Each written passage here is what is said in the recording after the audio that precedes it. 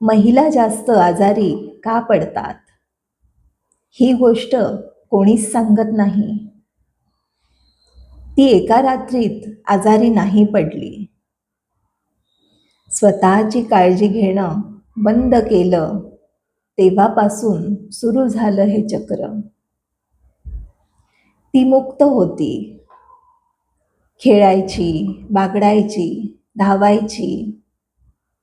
अचानक एक शांत बदल आला. वय 13 ते 18.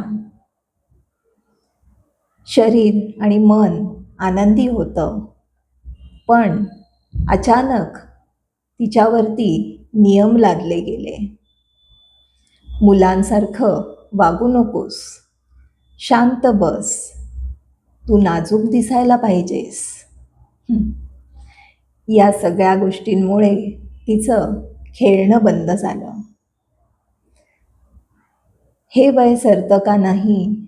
वय आलं 19. 19 ते 25 स्वतःला सिद्ध करण्याचं वय. शिक्षण, नोकरी, करिअर या चक्रामध्ये ती अडकली. शरीर थकत होतं, पण ती थांबत नव्हती. नंतर वय आलं 26. लग्न झालं. ती सगळ्यांची झाली. वय 26 ते 35. लग्न, मुलं, घर, नोकरी सगळं सांभाळलं. पण या सगळ्यामध्ये ती स्वतः मात्र हरवून गेली. वय 36 ते 45. ती सगळ्यांसाठी होती, पण स्वतःसाठी मात्र नव्हती. नवरा, मुलं, सासू सासरे सगळ्या रीतीभाती केल्या.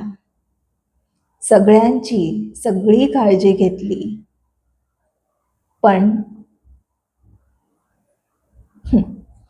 पण रात्री झोपताना कोणी विचारलंच नाही, तू कशी आहेस?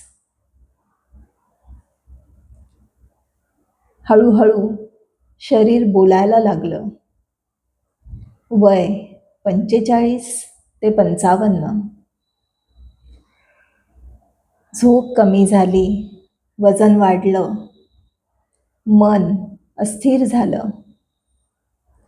ती म्हणाली, मेनोपॉज असेल बहुतेक.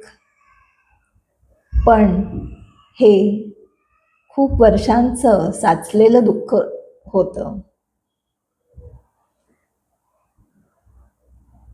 हे खूप वर्षांचं साचलेलं जे दुखणं आहे ते आता डोकं वर काढत होतं.